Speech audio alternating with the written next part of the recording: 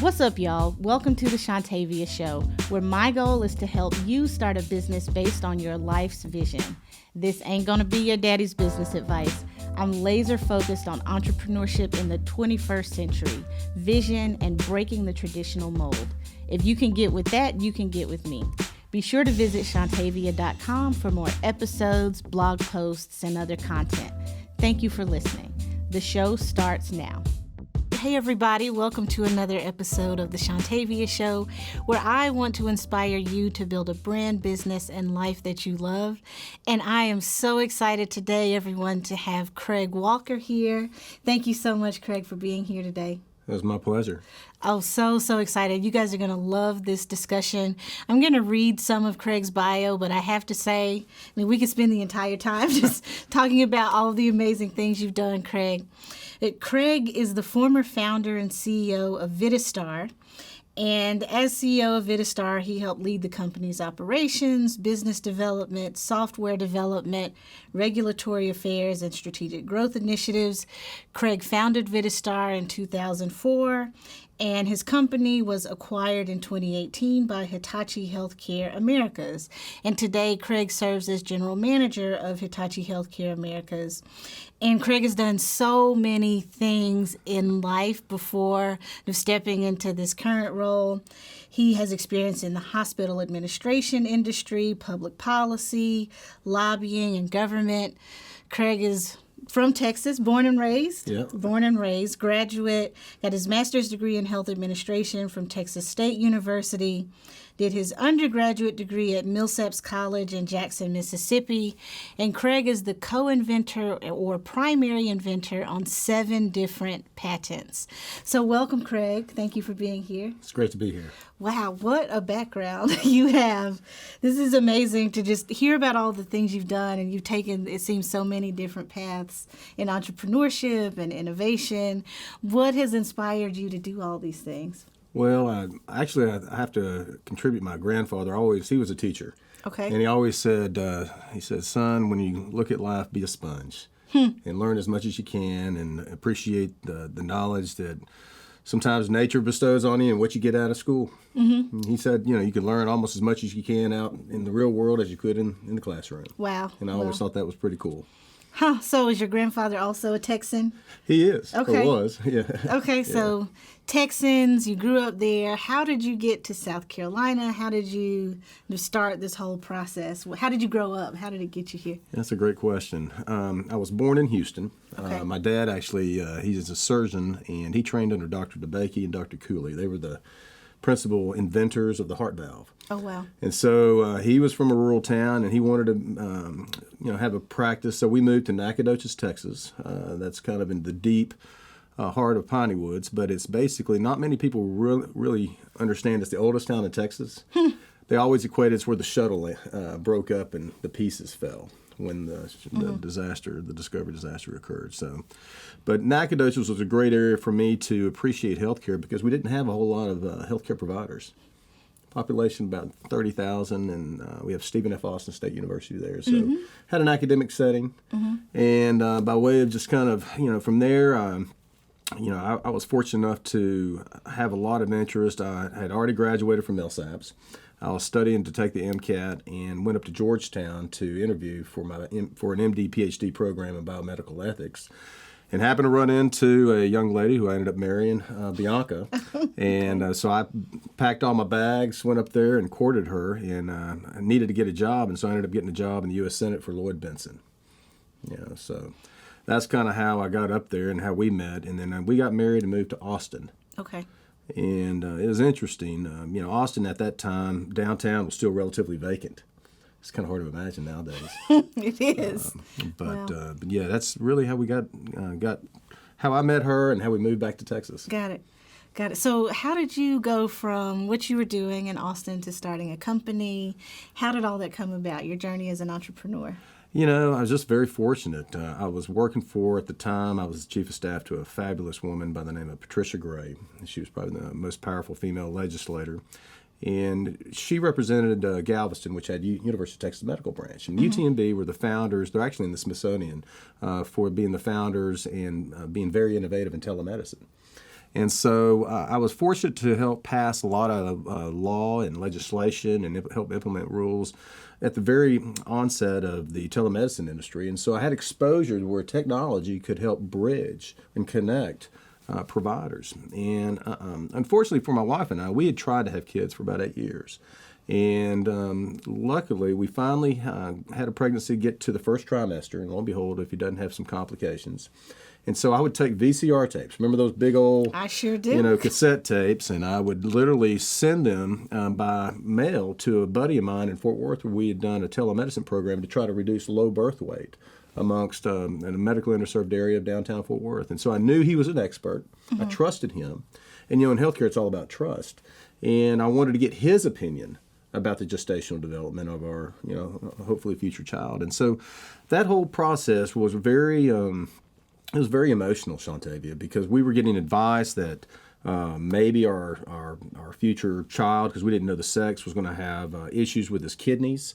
And so at the end of it all, after his birth, I remember looking at Dr. Massengill, my friend in Fort Worth. I said, Seeley, isn't there some way that you could just transmit this data from the ultrasound to a computer and check it out over the internet? And he said, no, nothing like that exists. And I thought, I said, well, maybe I can help find a way. And that was really the inspiration. It was very personal, very emotional, and I felt like there was a need. Wow. So what year was this? Wow, our son was 2001. Okay. So from that point in 2001 till 2004, again, I was just happened to be at the right place at the right time. I was sitting next to some people that worked in various industries. I was the chairman of the American Telemedicine Association's Industry Advisory Board, and so I got a chance to meet with people from DARPA, like the Defense Advanced Research Project, Cisco, Intel, and it was, and so when you're around those kind of individuals, it's very inspiring. And so I put together a plan, came up with the idea, and just really went from there to building a company. So how do you go from idea to company? You have this idea, you have a plan. What do you do with that idea and that plan? Well, first thing I did was document it.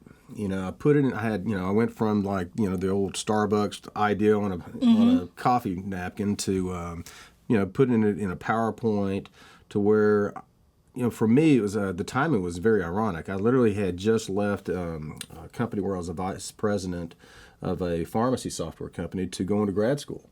So I literally started this company in my first year in graduate school. Wow, okay. And so, because I remember going to the coffee shop and actually getting on the computer and downloading a CT image from Poland, so just to see how it worked. And so what I did is I put together the idea, formalized it, and then I started looking at where would be a cost-effective way to get my development done. Because at the time, I didn't really have much money, hardly any money, really. And so I wanted to understand, what were my costs. The easiest thing that anybody can do really right off the bat is get online to their Secretary of State's office and register their company. And that's literally the first thing I did do.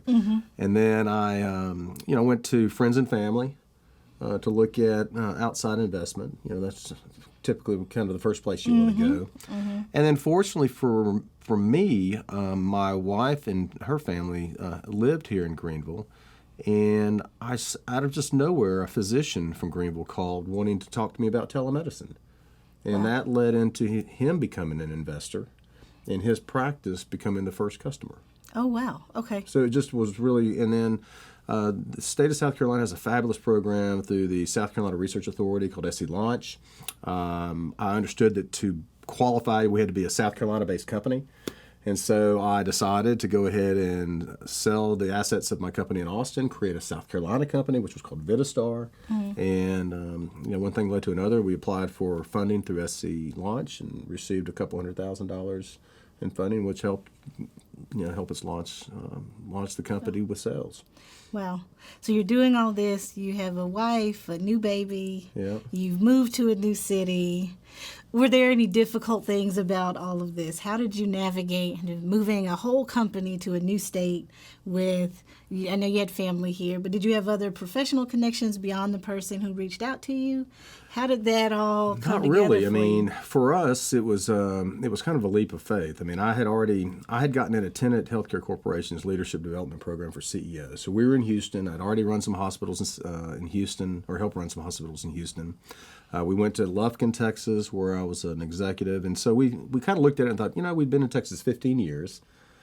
Let's look at maybe spending some of that time in South Carolina while we got it. And so really the connections were that I actually wanted to run a hospital here in this state because I wanted to gain some really good experience in healthcare. Right. And so the company at the time was kind of more, it wasn't a hobby for me, but one of the partners, actually was my father-in-law, was kind of managing it. Well, I was really trying to learn more about the hospital side of the business because that was the market we really wanted to go after. Yeah.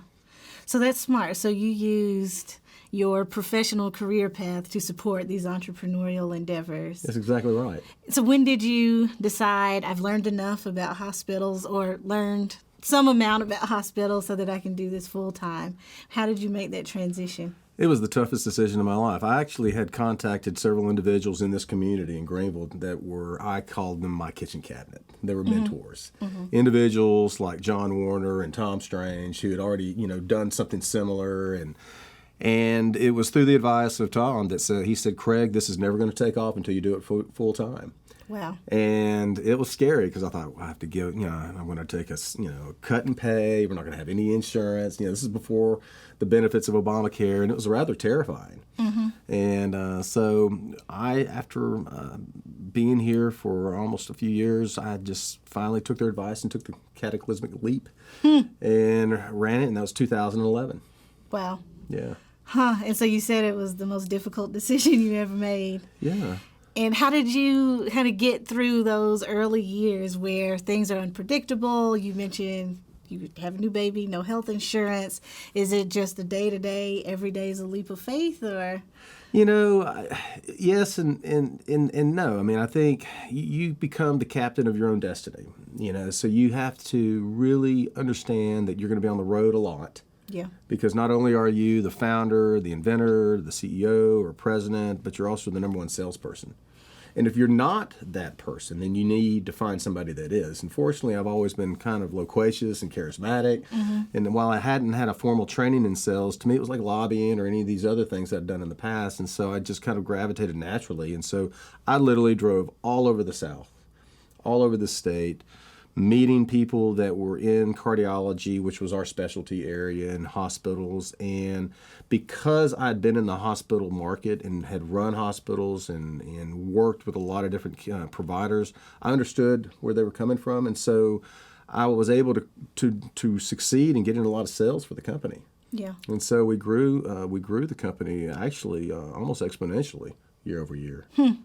With you going out on the road and building those connections one at a time. Yeah. That's a lot of work, a lot of miles. It sounds like it. Gosh. So you mentioned your mentors. How do you find good mentors? Because they've given you advice to take this leap of faith, so you have to trust them too. How did you find mentors that you trusted, who would give you great advice and that kind of thing? God, that's a great question. I think or at least my opinion is, when you meet people, you sometimes formulate opinions quickly about who they are. And the rest of the time you're trying to convince yourself if you're right. And with Tom and John, I met them through SC Launch. And I was bold to go up to them and really I was curious. I was like, hey, we're going to be presenting to you. Would you mind meeting with me and us to look at what we're going to present and give us advice before we do it? We want to do a good job. And through that process, I saw in them interest in wanting to coach me. And I was excited because I think sometimes in my professional development, the best advice I've ever gotten is really from the individuals I either worked for or had exposure to that had been there. Yeah. And it's sometimes the one question I always ask them, what would you do different? And that's stuff you can't always get in a book. That's right. And so, that's right.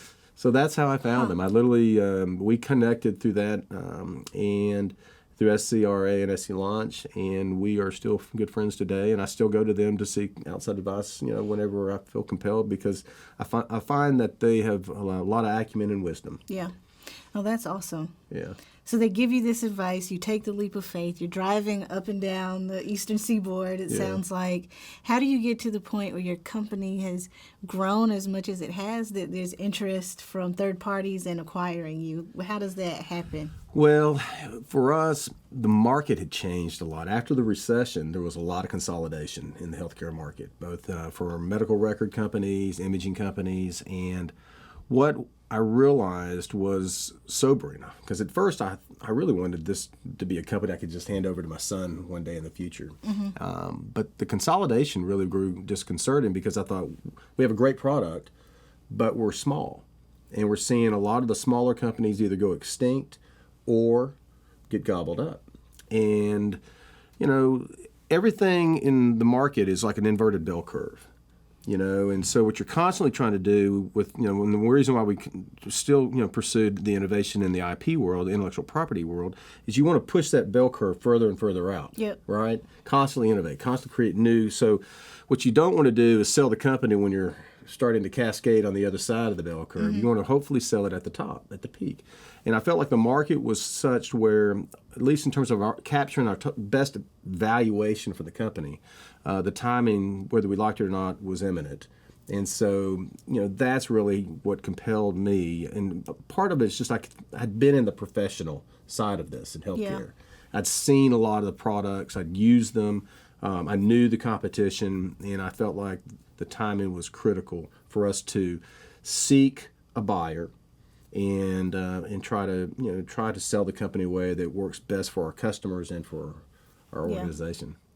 So when you sell a company, do you just put up a for sale sign and people reach out, or? I wish it was that easy. It's kind of like, in many regards, selling a house to some extent. You get a broker, or you can get a broker. Not all, it doesn't always happen this way, but I think the best methodologies employ this, and that's where you hire a firm that specializes in mergers and acquisitions and investment. Okay. And because you could because we did look at growing organically, which we did for a long time. We also sought outside investment, which they're always going to want a big piece of your pie. And they may replace me or management. And then we also then discussed, okay, well, let's look at look at a buyer. And so we hired a group that had specialty in actually selling companies just like ours in radiology. And so they were, we were impressed with that acumen and their professionalism. And we hired them. They come in. They know a lot of the individuals at all these companies, and so they send out information about them. We used a group out of Boston called AGC. Consultants, and they did an incredible job. And over the course, they help you make sure that your finances look good, because it's a process. Right. Yeah, I mean it's not something normally you would just say, hey, I want to sell my company and do it tomorrow. We actually had been planning for 2 years. Oh, wow. To get our accounts in order. We wanted to have financials that were audited. We wanted to have a lot of HR policies and procedures, because we're in healthcare. Our products are FDA regulated. So we had to make sure our quality management system was good, or at least we thought it was, and things like that. So there's a lot of foresight that we used in going into this to make sure that we maximized our opportunity when we were looking at the valuation to sell. As I mentioned at the top of the podcast, you are the inventor or co-inventor on 7 different patents. So if you have 7 patents, I assume you had 700 ideas, right? Yeah, that's about right. So how do you decide what type of inventions warrant patent protection, what things will be important for the business and for what you're trying to do? How do you ask great questions. Well, I think sometimes it's understanding your market, and because I was fortunate and blessed enough to be in healthcare, I understood the things that are directly related to the physicians getting paid. And so what we did is we came up with, process patents, which are really hard to get nowadays in software. Back when Clinton was president, you could patent the internet, but nowadays it's very difficult. And so what we looked at is what's the key innovation that we offer that helps our customers get paid by Medicare and by insurance companies. And to us, I had been involved in doing a lot of patent work prior to that and with other employers. And, I looked at this process and I thought it was novel at the time. And what we really were able to do is everything that the physician comments on in the clinical report, we said, hey, every one of those little words or values has like a unique identifier. That way we could do data extraction on it. And nothing existed. We'd looked. That's the nice thing about the internet. You can get on, you can go at the USPTO, you can type in some keywords, see what people have done. And at that time, nothing of that sorts had ever been conceived of. And so that's what we invented, that's what we patented. And that patent, I think it was actually John Warner. John Warner said, your first patent, you want that to be kind of your keystone. Yep.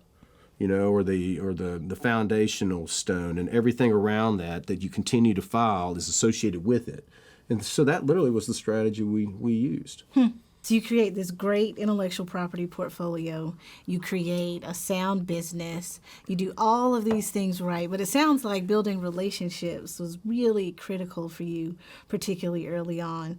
What else? What else was important as you started on this journey and continued on this journey? What things were critical? I think for us, it's because we're in healthcare, everything's predicated on trust and relationships. You think about, the relationship a patient has with a physician, it's all predicated on trust, right, and confidence. And so we went out and whether it was to a fault or not, we made sure that our customers are always taken care of. Going into the acquisition, we had over 95% customer retention in like 10 years. Wow. It was really high. Wow.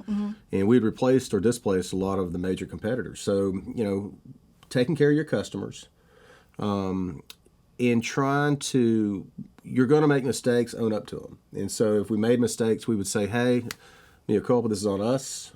Let us take care of it. And I think just being honest and taking care of them, they appreciated that, and they maintained that relationship. That's great. So what kind of mistakes? What kinds of things are you willing to share? Well, in software, it's easy. You could, because we weren't huge. We only had about 20 some odd employees. You could, develop something, and we didn't have a dedicated quality assurance team at the time. And so you could literally, what we did is we used our tier 1 people for doing QA, which worked. Everybody's kind of multitasking. But, you could, deploy a new version and something's broken. So you'd have to go back and fix it and then deploy it again, And so things like that can happen. Yeah. So you mentioned, you ask your mentors, what would they do differently? What would you do differently? I think knowing what I know now, I would continue to approach the business the same way. I think I would definitely have tried to explore more regional sales. We were mainly concentrated in the Southeast and South.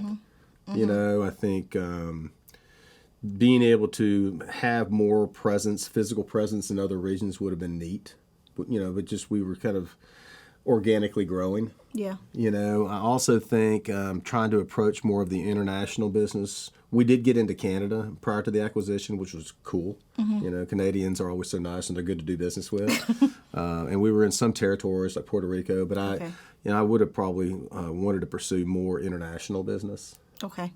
And why is that? Because there's significant business opportunities there. Not everywhere, some of these countries you have to be careful of because of the level of corruption, while others, it's English can be, is a language that they'll use in the professional segment, and so it's an easy cost of, the transfer of getting into that market, the cost may be relatively low. Yeah. No, that makes a lot of sense. Yeah. So final question. What advice would you give to some kid who's got a dream, an idea, and doesn't really know where to start? What is the hustle? Where should they start? What are the types of things they should be thinking about today? Well, I think the first thing I would ask is what is the idea? What is the idea addressing in the market, what is the market, and what is kind of the problem it's helping solve. And if it's one of these things that, one of these ideas that helps, has a kind of a utilitarian aspect, or if it's financial, whatever it is, then identify that, write it out to where here's the business proposition for that. Here's the value proposition for that idea. And then either to determine if it needs to be protected or if it's something they want to take to market, and how do they want to take it to market? Do they want to be the one selling it? Mm-hmm. So do they want to create a company around it? Or do they want to license another company? So begin with the end in mind, but also look specifically what do you believe you want to do with this? Because I think too often entrepreneurs come at this and they're just like, oh, I've got a solution to a problem nobody knows they have. And then they put all of their investments into it and it fails. Out of 100 company ideas or 100 startups, 99 fail. So to look at this pragmatically would be the first advice I'd give them. Yeah. And then secondly, if they really want it to succeed, they need to be all in. Doesn't mean they need to be the salesperson. Not everybody's a salesperson. Doesn't mean they need to play lawyer, but look at the role that they can serve and then make sure they get the right people and let them do their job. Great advice. Thank you so much for being here, Craig. Oh, it's my pleasure. Fun. This has been a lot of fun. This has been a lot of fun. So I suppose I should also ask, and feel free to decline to answer, Craig, but if people want to connect with you, if people have questions, if people want to see more about Vidistar or what you've created, are there places online where they can find you? Absolutely. I mean, they can contact me currently at Hitachi. Okay. At walkerc@hitachihealthcare.com. All right. Awesome. Thank you so much. So hopefully this conversation has been as amazing for you as it has been for me. I'm going to take some notes after this conversation about ways to think about my own brand, my own business, and how I can be of service to other people. Feel free to reach out to me if you have other questions about what Craig has mentioned or anything else revolving around brands, businesses, and creating those things that support the life that you want to lead. You can find me at Shontavia.com. Thanks for listening. Thank you so much for listening to this episode of the Shontavia Show. If you enjoyed this episode, please be sure to like, subscribe, and leave a comment wherever you're listening. You can find me on social media everywhere, Facebook, Instagram, Twitter, LinkedIn, and wherever else at Shontavia JESQ. You can also visit me at Shontavia.com to find a transcript of this episode, along with other show notes. While you're there, please be sure to subscribe to my email newsletter. The information shared in this podcast and through my other platforms is designed to educate you about business and entrepreneurship, and I love to do this work. While I am a lawyer, though, the information I provide is not legal advice and does not create or constitute an attorney-client relationship. The Shontavia Show is a Leverage Incorporated original. The show is recorded on site in South Carolina and produced at Sit and Spin Studio in Greenville, South Carolina. Original music and sound design is by Matt Morgan and Daniel Gregory. Mixing and mastering is by Daniel Gregory. And the video is by GVL Media.